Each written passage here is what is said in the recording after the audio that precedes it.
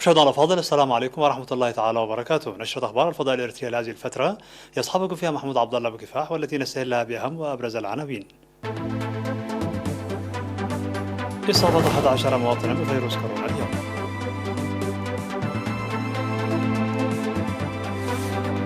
مؤسسة المواشي والغلال في إقليم شمال البحر الأحمر تنفذ أنشطة فاعلة. التنظيمات الشعبية الإريترية في إيطاليا تؤكد جاهزيتها للتصدي. المتحورة أوميكرون تنتشر بوتيرة غير مسبوقة حول العالم. الجيش الروسي يعلن أنه يراقب فرقاط فرنسية في البحر الأسود. وانفجاران متتاليان يهزان مطارا بكولومبيا ويوديان بحياة 3 أشخاص. مرحبا بكم من العناوين إلى التفاصيل. أعلنت وزارة الصحة بأن الفحوصات المخبرية التي أجريت اليوم في مراكز العزل والفحص بالإقليم الأوسط وشمال البحر الأحمر والجنوبي قد أظهرت إصابة 11 مواطنا بفيروس كورونا، فقد ظهرت 6 إصابات في الإقليم الأوسط، منها إصابة واحدة في مركز العزل و5 في مراكز الفحص، وهم 2 من عداق حموس، وإصابة واحدة في كل من بادره وكرن وعرزة، و3 إصابات في مراكز الفحص بإقليم شمال البحر الأحمر في كل من قندع وقلعلو ومصوع، وإصابتان في مراكز الفحص بصنعفة في الإقليم الجنوبي. في غضون ذلك شفي 41 من مرضى الكورونا، 24 من الإقليم الأوسط و17 من الإقليم الجنوبي. كما توفي مريض واحد بفيروس كورونا في الإقليم الأوسط يبلغ من العمر 85 عاما. وبهذا بلغ عدد المصابين بفيروس كورونا في البلاد حتى الآن 7686، شفي منهم 7490، وتوفي 65 مريضا، فيما لا يزال 131 من المرضى يتلقون العلاج بالمستشفيات. وزارة الصحة 15 من ديسمبر 2021.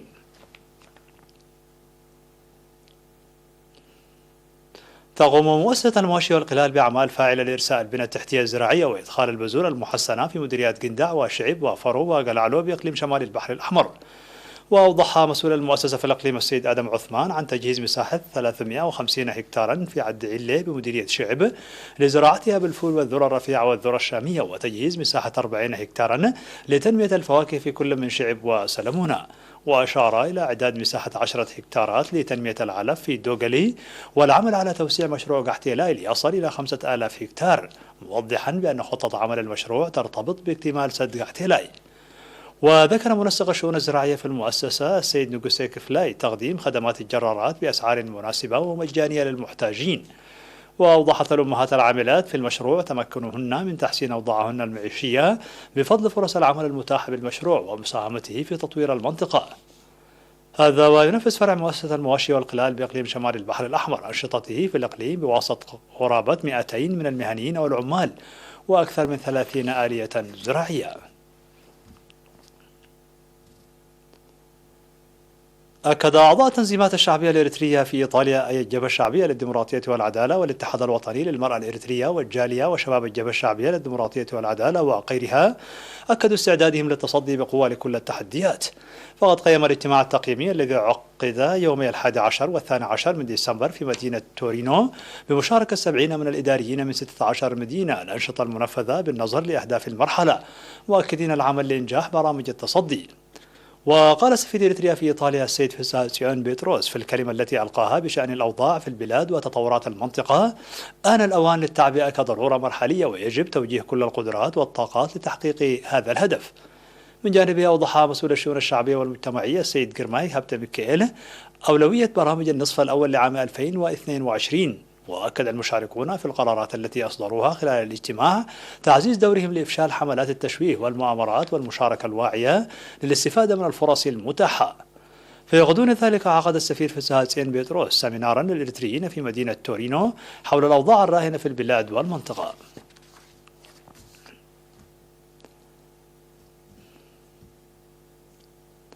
أوضح مكتب التعليم في الإقليم الأوسط خلال التقييم الذي أجراه بأن النتائج المرضية التي تحققت في امتحانات الشهادة المتوسطة هذه السنة هو نتاج استثمار أولياء الأمور في أبنائهم وجهد المعلمين. وأوضح مسؤول المكتب السيد بلاي هابتجابر في التقييم الذي جرى يومي 13 و14 من ديسمبر بأن النتيجة تعكس الجهد المنسق ويجب الحفاظ عليها والارتقاء بها.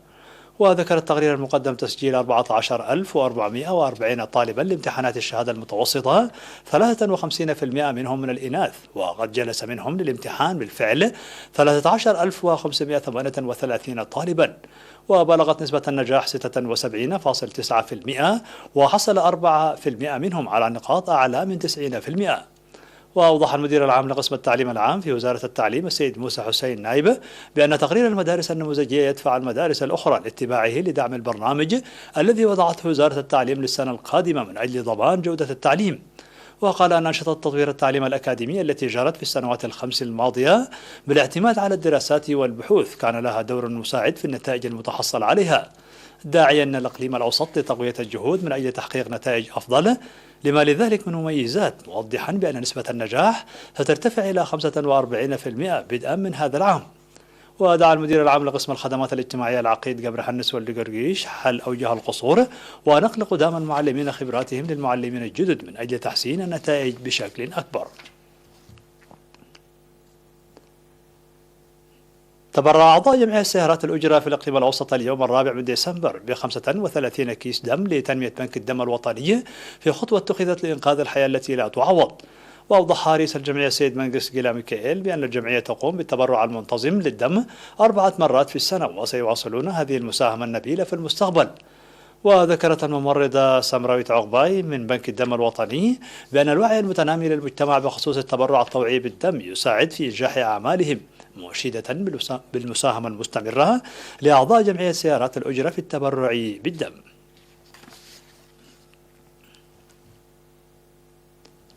استشهد المناضل المهندس هيلو والداي المدير التنفيذي لشركة بادمة للإنشاءات والبناء في 14 من ديسمبر عن عمر بلغ 69 عاما إثر علة ألمت به.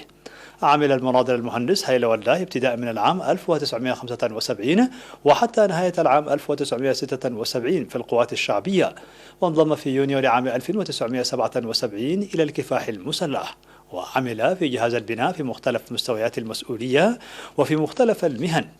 وبعد الاستقلال عمل كمسؤول للبناء في الإقليم الجنوبي ومسؤول فرع الطرق في القاش بركة والمدير التنفيذي لشركتي دبعت ودبوين للإنشاءات. وفي الفترة من العام 2014 وحتى يوم استشهاده عمل كمدير تنفيذي لشركة بادمة للإنشاءات، وهو مناضل خدم شعبه ووطنه بإخلاص ووفاء. الفقيد المناضل المهندس هيلو والداي رب أسرة وأب لمولودين، وقد وري جثمانه الثرى في 14 من ديسمبر بمقبرة الشهداء في العاصمة أسمرة. هذا وتعرف شركة بادمة للبناء عن بالغ حزنها لاستشهاد المناضل هيلو والداي، وتقدم تعازيها لأسرته وزملائه ورفاقه. مشاهدينا الفاضل، كانت هذه الأخبار الداخلية، فاصل قصير ونوافيكم بالأخبار العالمية، ابقوا معنا.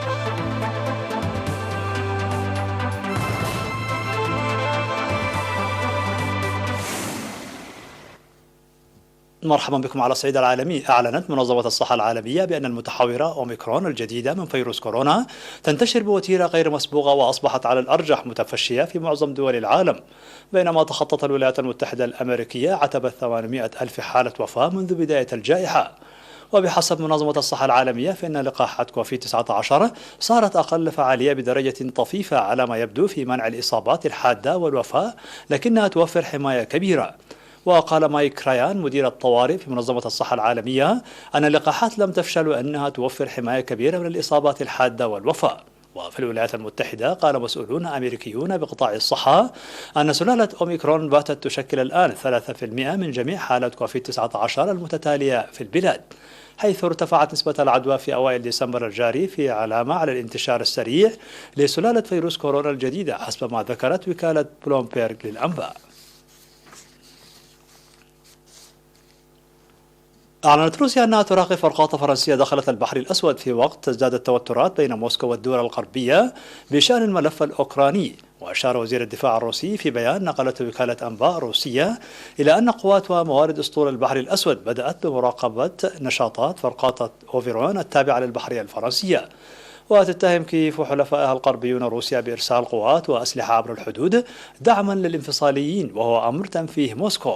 في المقابل يتهم الكرملين كييف والغرب وحلف شمال الأطلسي بتعزيز التوترات من خلال القيام بمناورات قرب الحدود مع روسيا، وأكدت موسكو عدة مرات في الأسابيع الأخيرة أن مقاتلات تابعة لسلاح الجو الخاص بها اعترضت طائرات عسكرية أمريكية وفرنسية وواكبتها بعدما حلقت قرب حدودها في أجواء البحر الأسود، بالإضافة إلى حوادث مع قوارب من دول منافسة. هز انفجاران متتاليان مطار كاميلو دازا في مدينة كوكوتا الكولومبية بالقرب من الحدود مع فنزويلا، وبحسب إفادات السلطات الكولومبية فإن أحد الأشخاص الذين كانوا يحملون المتفجرات ورئيس البلدية ويليام بارينو أرديلا وديفيد بريس وخيمينز من الشرطة لقوا مصرعهم في الحادث. وكان عمدة كوكوتا خيرو توماس يانيز على متن الطائرة في المطار أثناء وقوع الانفجارين. وتشير التقارير إلى أن أحد الانفجارات ربما كان نتيجة تفجير انتحاري استهدف العمدة، واستنكر الرئيس الكولومبي إيفان دوكي الحادث ووصفه بالعمل الإرهابي الجبان، مشيرا إلى أنه يتم التنسيق مع السلطات المعنية لتحديد المسؤولون عن الهجوم.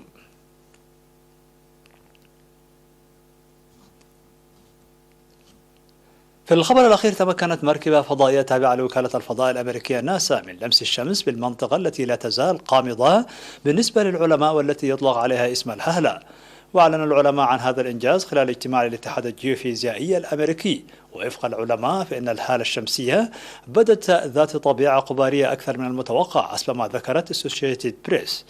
وستساعد المعلومات التي جمعها كاسبر العلماء على معرفة أصل الرياح الشمسية بشكل أفضل وكيف يتم تسخينها ودفعها إلى الفضاء.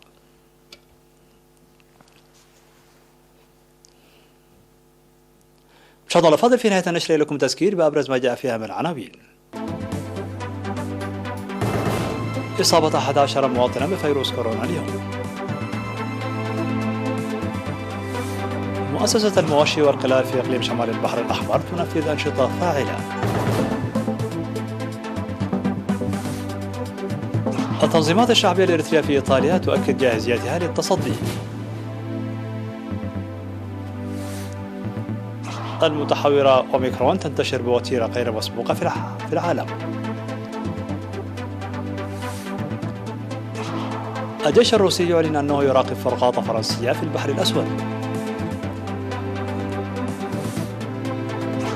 وانفجاران متتاليان يهزان مطار بكولومبيا ويوديان بحياة 3 أشخاص. مشاهدينا الأفاضل، بهذا نكون قد وصلنا بكم إلى نهاية النشرة. شكرا على حسن المتابعة، دمتم بألف خير.